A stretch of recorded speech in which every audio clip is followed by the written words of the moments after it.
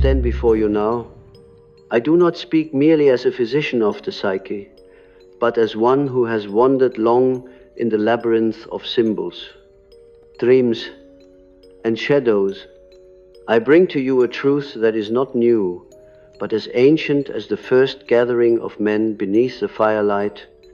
The truth is this: the crowd, the collective swarm of voices that seduces and terrifies, has the power to steal your soul if you surrender your inner sovereignty to it. I tell you this not as a distant academic notion, but as a warning inscribed into the very fabric of human history and echoed through the cries of those who lost themselves in the intoxication of belonging. The crowd, in its essence, is an archetype. It is the hydra with many heads, each speaking, shouting, demanding, laughing, condemning, praising, and cursing in a cacophony that overwhelms the fragile thread of the individual spirit. When you are swept into its embrace, you are no longer a singular being, but a fragment of a vast, unconscious organism. The crowd does not think, it reacts. The crowd does not discern, it hungers. It lives by instinct, by contagion of affect, by the primitive forces that lie dormant in your unconscious, until the collective summons them into frenzy. And when you lose yourself in it, your soul is no longer your own. Perhaps you have felt this at the stadium, where the roar of thousands rises like a storm and you find yourself shouting words you did not plan to speak. At the protest, where rage burns and spreads from one heart to another until it consumes reason. In the digital agora of your age, where millions of faceless names echo opinions, judgments, hatreds, and loves, and you feel yourself drawn into the same torrent, losing the quiet voice of your own discernment. In these moments, you are possessed not by demons in the medieval sense, but by archetypal forces that live in the collective unconscious. Forces that strip away the fragile boundaries of your individuality. This is the dark danger I must warn you against. The soul is a delicate flame. It burns uniquely, carrying the essence of your inner truth, the path to your own individuation.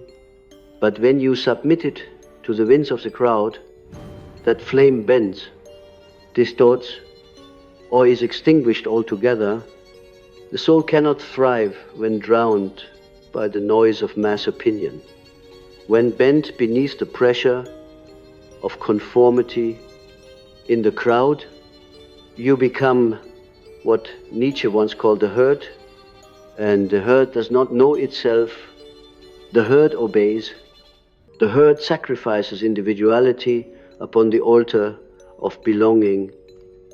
You may object, but is not the human being also a social creature? Do we not find meaning in community? In the collective rituals of culture, religion, a nation, yes, this is true. I do not deny the archetypal role of community in the shaping of life, but there is a vital distinction between community that nurtures the individual soul and the crowd that devours it. Community, at its highest, gathers individuals into communion while preserving their uniqueness, their sacred responsibility to God and to their own inner truth. But the crowd, the faceless mass, does not care for your uniqueness. It demands uniformity, obedience, submission. It thrives when you forget who you are. Consider the image of the mob in history. How many times have good men and women, acting alone, carried the conscience only to betray it when absorbed into the fury of the multitude. The witch hunts where ordinary neighbors became accusers, driven by the fever of collective fear. The totalitarian rallies of the 20th century, where the sea of raised arms drowned the last flickers of conscience in millions of hearts. These are not merely political tragedies, they are psychological revelations. They show us how easily the soul can be stolen when we surrender it to the crowd. The warning grows darker still when we look inward, for the crowd is not merely outside you, it lives within. You carry within you the collective unconscious, the vast reservoir of archetypes, instincts, and inherited psychic patterns that bind you to all humanity. When you are not vigilant, these forces rise and govern your actions. You speak not as yourself, but as the mouthpiece of something older, more primitive, more collective than you realize. This is why dreams so often show crowds, armies, faceless masses, because they symbolize the danger of being absorbed into the undifferentiated unconscious. To follow the path of individuation is to separate yourself from this inner crowd, to stand against the pressure of conformity, and to discover the voice of the self, the divine image implanted within you. Let me give you an image. Imagine a dream in which you walk into a great square filled with thousands of masked figures. They are all moving in unison, chanting words you cannot quite make out. Their steps pounding like a heartbeat. You feel yourself compelled to join them, to chant, to move with their rhythm. Yet, in the dream, you sense that if you join them fully, you will lose your name, your face, your very being. You will become one of the masks. This dream is not fantasy. It is a revelation of the psychic reality that confronts every one of us. The crowd within and without beckons. If you heed its call unthinkingly, your soul dissolves into anonymity. This is why Christ himself spoke of the narrow gate and the broad road. The broad road is the way of the crowd, easy to follow, demanding little of conscience, offering the intoxicating comfort of belonging. The narrow gate is the path of the soul, the lonely road of individuation, where you must confront your shadow, wrestle with your archetypes, and discover your own relation to the eternal. The broad road leads to the loss of self. The narrow road leads to the discovery of self. And yet, I must not paint the crowd only as the enemy. Archetypes have two faces, light and shadow. The crowd also contains the power of communion, the ecstasy of shared ritual, the transformation of the individual through participation in something greater.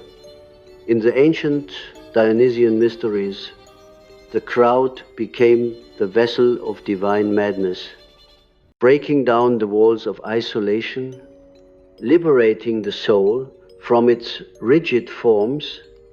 In the church, the congregation raises a single hymn, and in that moment, the many voices become one, not to obliterate the soul, but to lift it toward heaven. The danger lies not in the existence of the crowd, but in our unconscious surrender to it. To enter the collective consciously with awareness is to find transformation. To enter it blindly is to lose yourself. Thus, the dark warning is not a command to avoid humanity, but a call to vigilance, You must never allow the roar of the multitude to silence the whisper of the self. You must enter the crowd as one who knows himself, as one who bears within the inner flame that cannot be extinguished by the winds of opinion. This is the task of individuation, to be in the world, yet not lost in it, to walk among the many, yet not dissolve into them, to hear the voices of the crowd, yet remain true to the inner voice that speaks from the depths of the unconscious, from the eternal center of your being.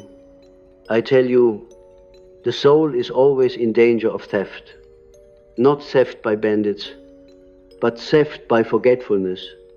When you forget who you are, when you trade your inner vision for the approval of the crowd, when you silence your conscience to echo the louder voice of the multitude, then your soul is already gone. You may still walk, speak, act, but you are hollow. The true life has fled, and the worst tragedy is that you will not even notice, for the crowd gives you the illusion of life, the thrill of participation, the intoxication of unity. But beneath it, the flame of the self lies smothered.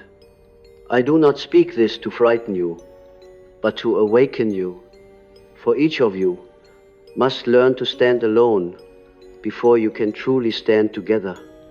Each of you must descend into the depths of your unconscious, confront the shadow that the crowd conceals, and rise again with the treasure of your individuality. Then, and only then, can you enter community without losing yourself. Can you participate in the rituals of humanity without becoming its slave? To preserve your soul, you must learn to resist the seduction of the crowd, to walk into its roar with eyes open, and to remember always that the voice of the self is softer than thunder, but truer than any multitude. If you listen closely, you will hear the murmur of the crowd, even when you are alone in your room. It whispers through the countless impressions you have absorbed since childhood, the rules that were spoken and the rules that were never spoken but impressed themselves upon you through looks, gestures, punishments, and rewards. That is the inner chorus of the collective, and unless you confront it, you will never truly meet yourself. This is why so many people live as strangers to their own souls. They are already possessed by the crowd, though they may walk outwardly as isolated individuals. They repeat inherited opinions, inherited desire, inherited fears. They are echoes, not voices. The unconscious has no patience for neutrality. It demands either submission or transformation. And when you drift unconsciously into the current of the collective, you are carried not upward, but downward, into regression, into the state where instincts govern and reflection is silenced. You feel safe because you are not alone. But the truth is that you are dissolved. You become a cell in a great organism, and the organism does not care whether you as a cell are alive or dead. The organism feeds on your life force, your choices, your responsibility. This is what I mean when I say that the crowd steals the soul.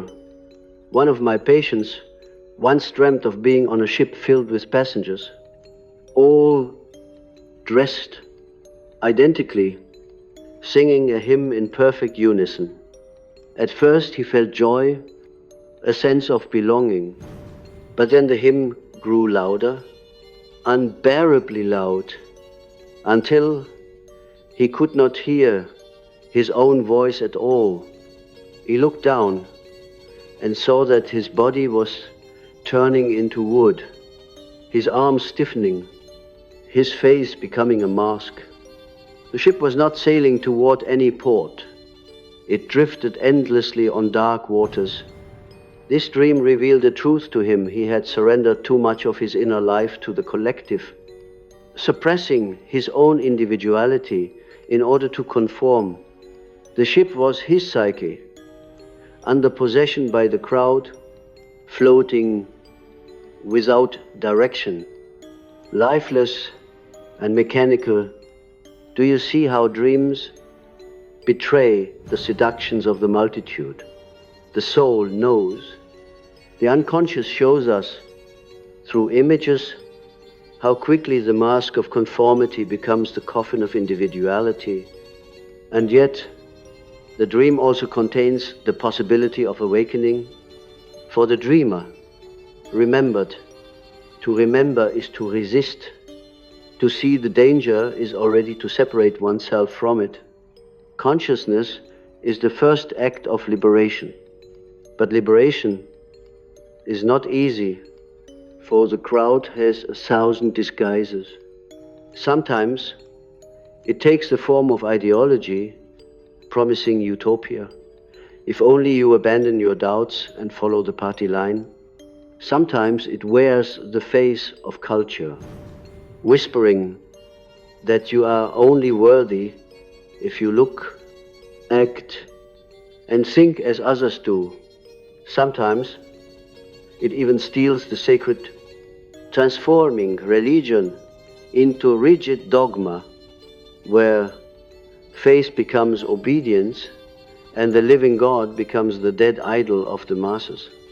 Beware these disguises, for they appeal to your deepest longing to belong. To resist them is to risk loneliness, rejection, persecution, and yet, without resistance, you lose yourself. The archetype of the hero always journeys alone before he can bring the treasure back to the people. Christ went into the wilderness before he called his disciples. Buddha left the palace to sit alone beneath the tree. Prometheus stood against the will of Olympus to bring fire to man. In every myth, the one who carries a light must first break free from the crowd. It is not hatred of humanity that drives him, but love of the truth that demands solitude. Without solitude, there is no individuation, no encounter with the self.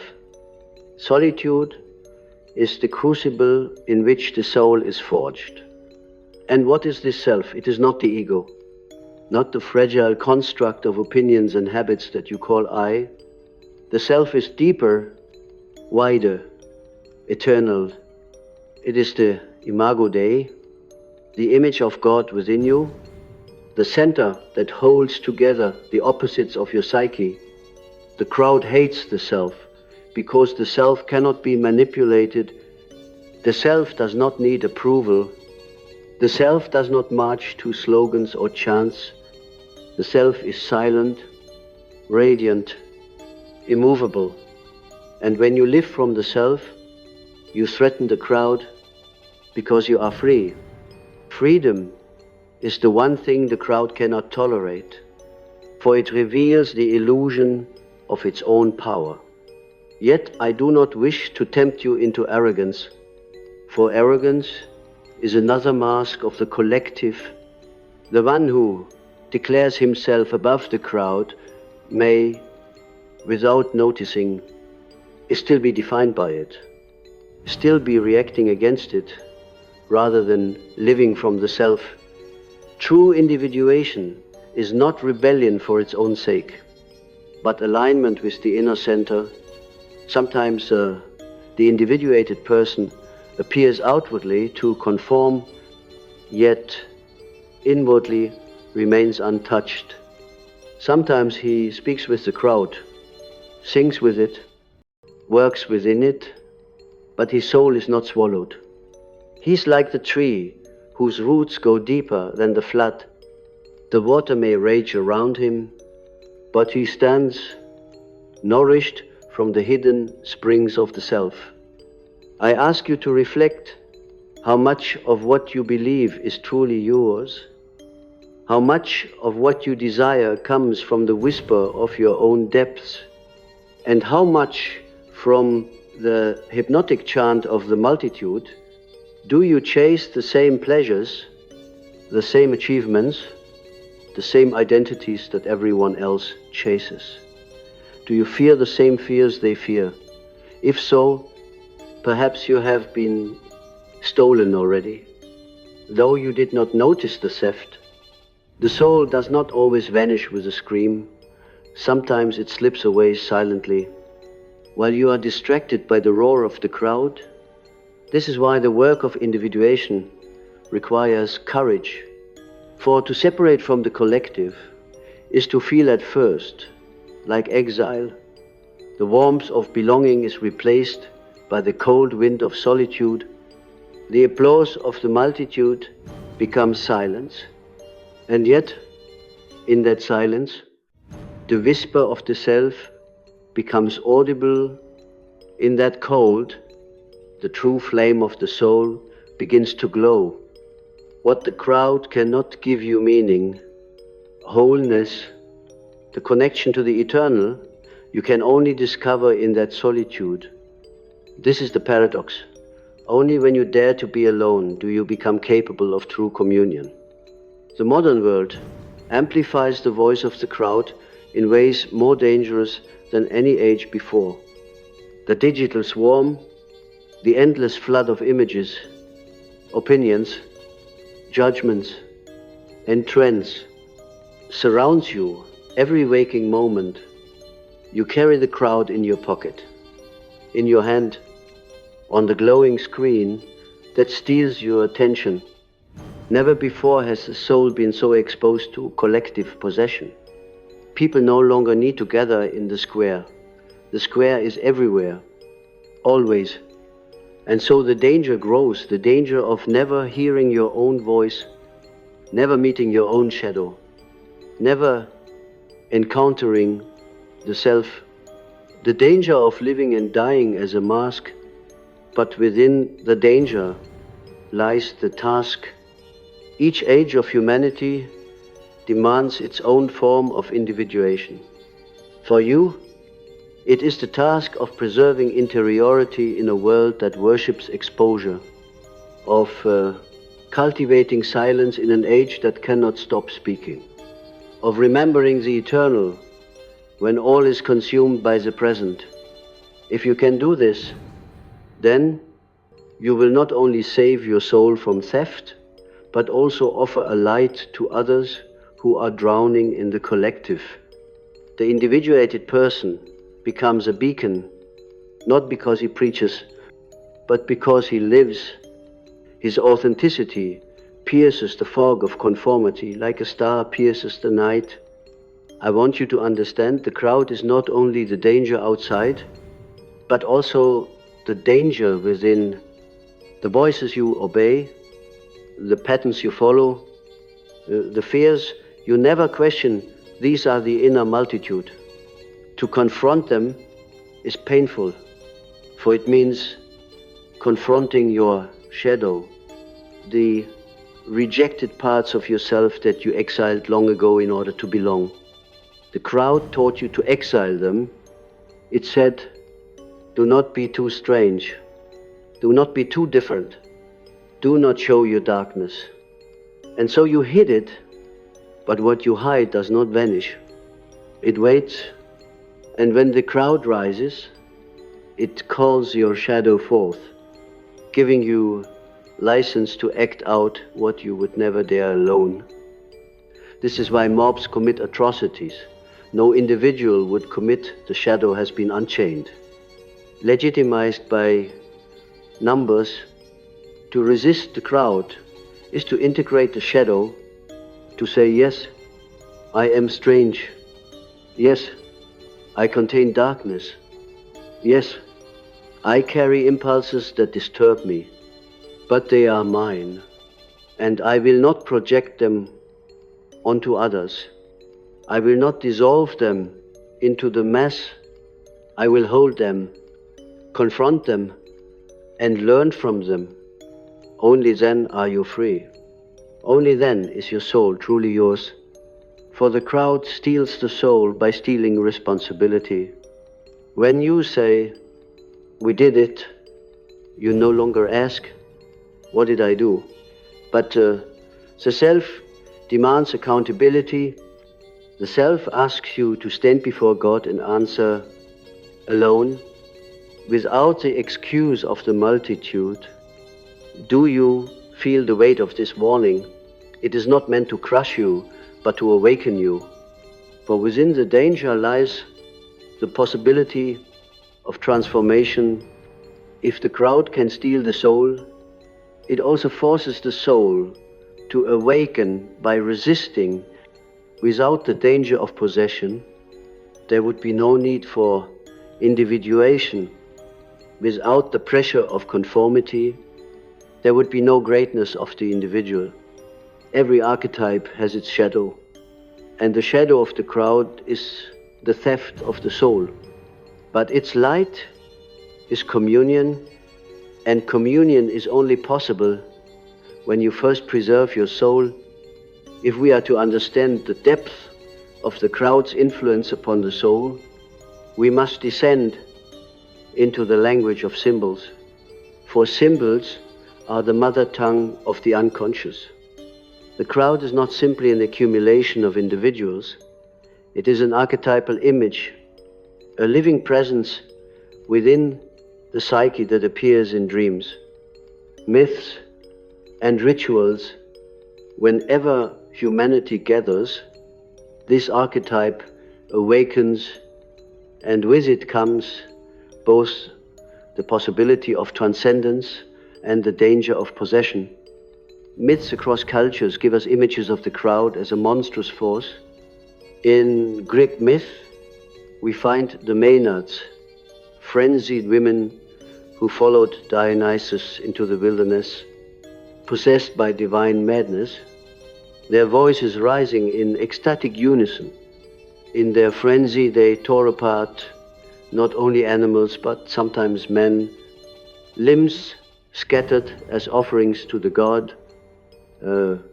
This is the archetype of the crowd in its orgiastic form, the individual dissolved, instincts unleashed, and the human soul consumed in the intoxication of the collective. Yet, within the same image lies transformation. For Dionysus was not only the god of madness, but also of ecstasy, of rebirth, of breaking free from the rigid chains of the ego. In this myth, as in all archetypal material, we encounter the duality of the crowd, liberator and destroyer, ecstatic and annihilating. The Bible too is rich with these symbols. Remember how the Israelites demanded the golden calf to worship in the wilderness? Alone. No man would have dared to melt his gold and bow to it.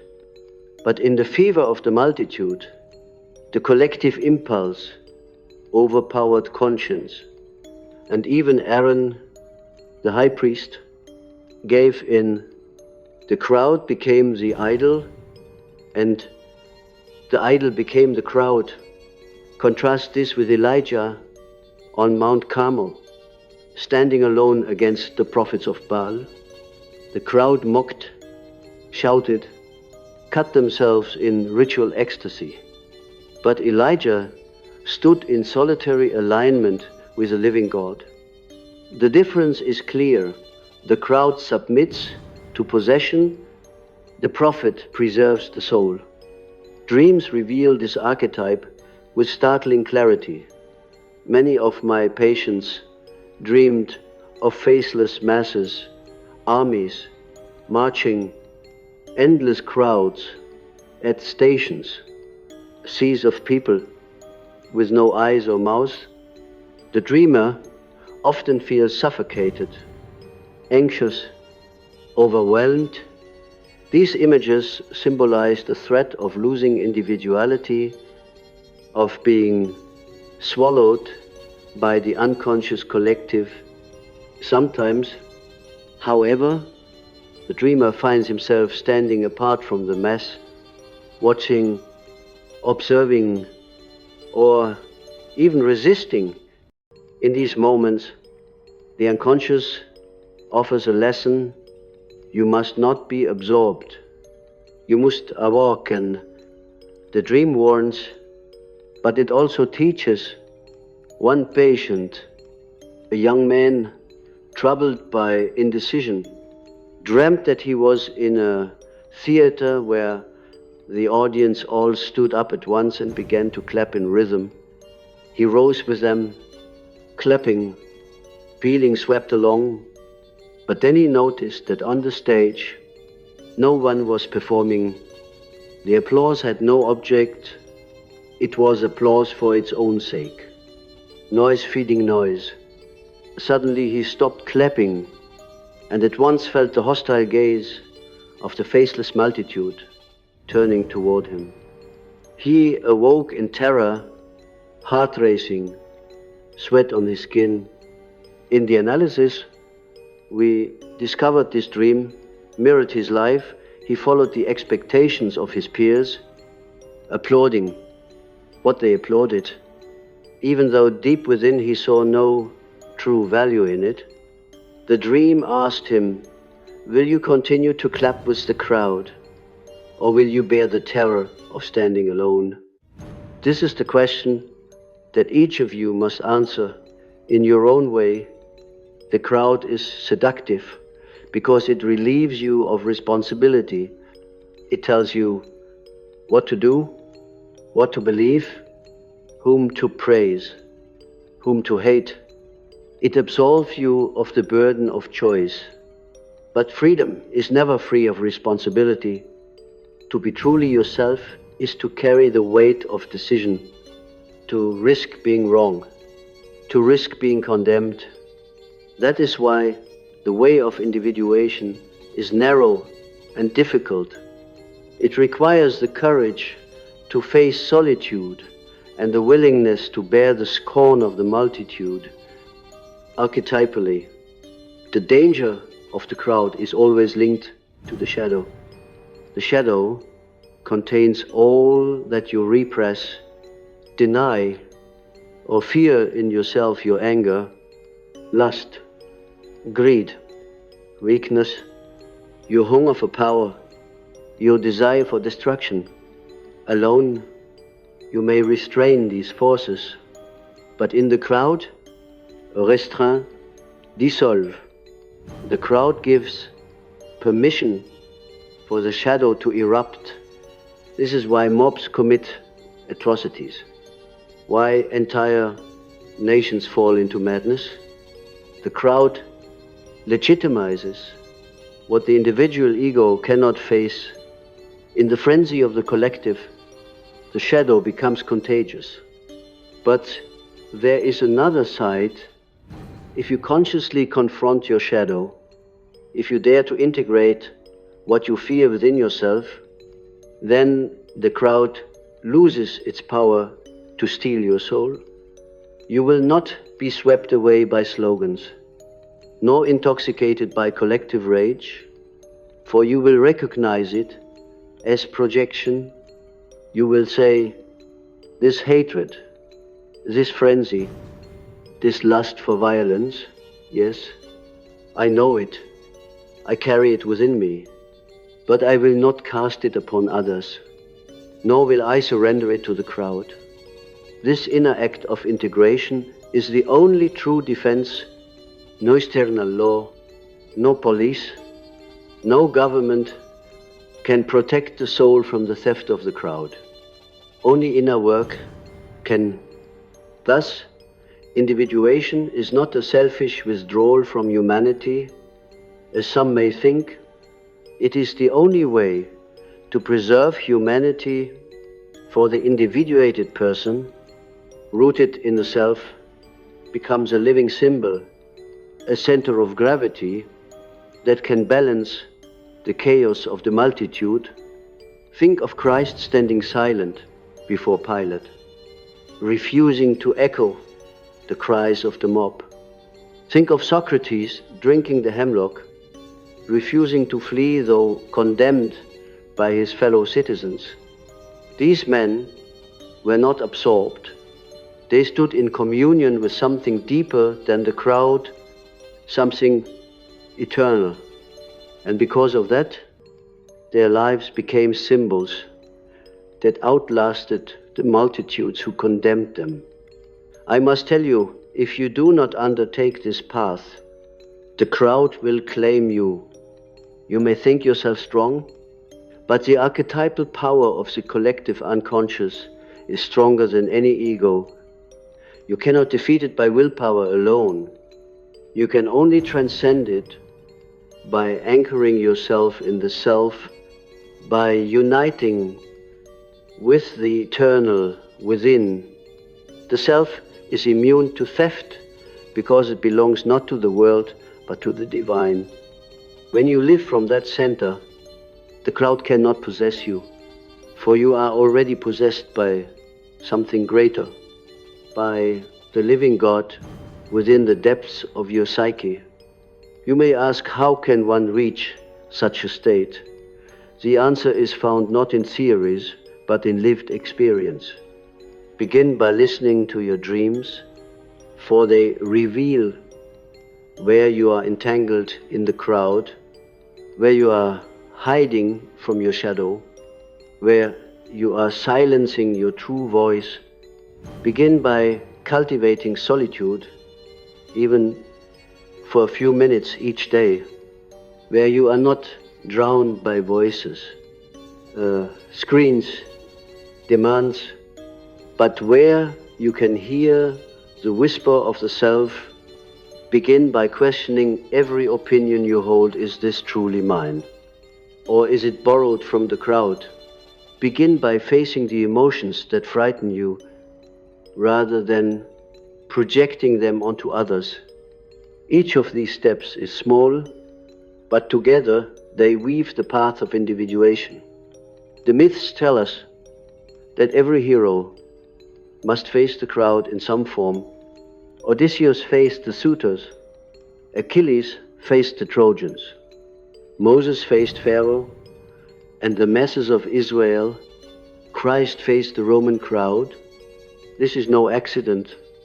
The myth reveals the universal journey. You too must face the crowd, not only the crowd outside, but the crowd within you. You must confront the chorus of inherited voices that demand obedience. And you must say, I will not abandon my soul. I will not exchange my inner flame for the counterfeit fire of the multitude. I will remain faithful to the self. Do not misunderstand me. This does not mean you must withdraw from life. You may live among others, work with them, love them, sing with them, but always with awareness, always with the flame of the self intact. Then you can give without losing, serve without being consumed, belong without dissolving. You will know the difference between communion and possession, between community and crowd. And when the storm of the multitude rages, you will stand as a tree, rooted in depth the wind cannot reach. This is my dark warning, but also my call to hope. For though the crowd is strong, the self is stronger. Though the multitude shouts, the soul whispers with a power that endures beyond time. Though you may feel alone when you resist, you are never truly alone. For the self connects you to the eternal community of all who have dared to live as themselves. The soul struggle with the crowd is not simply a matter of psychology, it is the drama of existence itself. The battle between individuality and mass possession is as old as humanity, and each of you must fight it anew in the depths of your own being. Do not think of it as abstract theory. It is as immediate as the thoughts you think today the choices you make in the company of others, the subtle ways you betray yourself to win approval or remain unseen. The crowd does not always roar like a mob in the streets. Often it whispers, persuades, tempts with the softest voice. It says, do not be different. Do not stand apart. Silence your dude. Join us, and you obey, for the longing to belong is as primal as hunger. Yet, what you gain is not nourishment but intoxication. And what you lose is the flame of your own soul. The warning I give you is dark, because it is true, the crowd will steal your soul if you do not awaken. But truth never comes only to terrify it, comes to liberate. To awaken is to see the masks for what they are, to recognize the archetypal forces that seek to possess you, and to choose instead the voice of the self. That voice is not loud, it does not shout. It comes as a whisper, sometimes as a dream, sometimes as a quiet unease, sometimes as a sudden clarity in the midst of confusion. To follow it requires courage, for it may set you against the multitude, but it will never leave you empty. The crowd offers intoxication and leaves you hollow. The self offers solitude and leaves you whole. The process of individuation is nothing less than learning to live in the world without being owned by it, to stand in the marketplace without selling your soul, to walk in the procession without losing your name, to speak among the many but remain rooted in the eternal one within. This is why I insist individuation is not isolation. It is not misanthropy. It is the only path to true communion. For only when you know who you are, can you meet another soul as they truly are.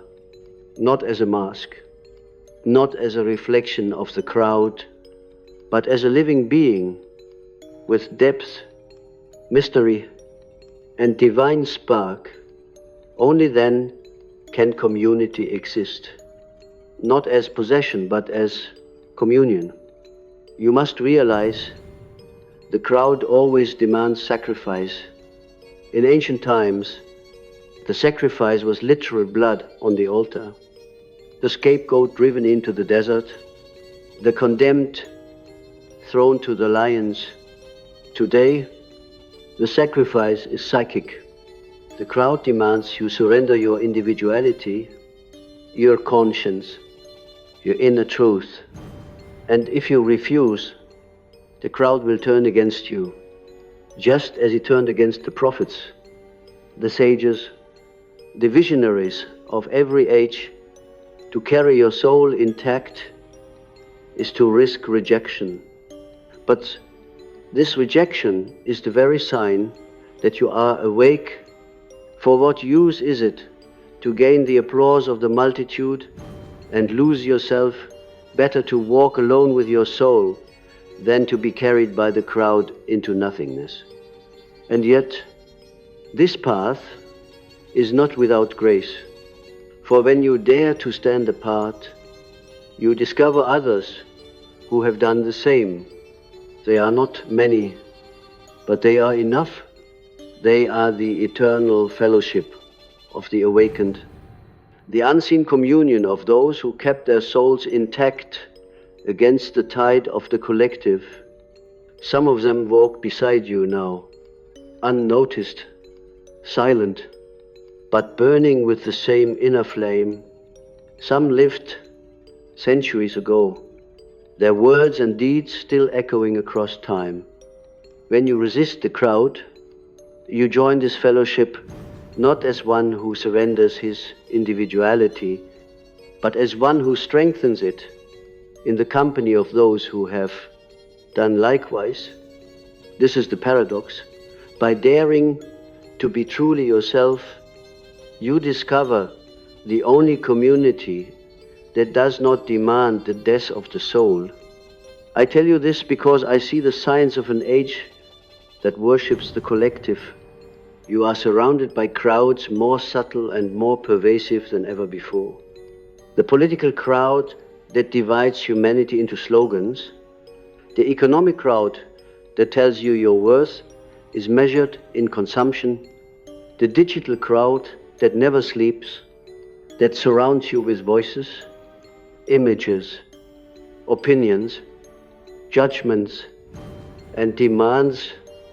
You live in a time when to be alone is treated as sickness, when silence is seen as emptiness, when the crowd has become the measure of reality itself. In such a time, the theft of the soul is not the exception but the norm. That is why I speak with urgency: awaken or be stolen, but do not despair.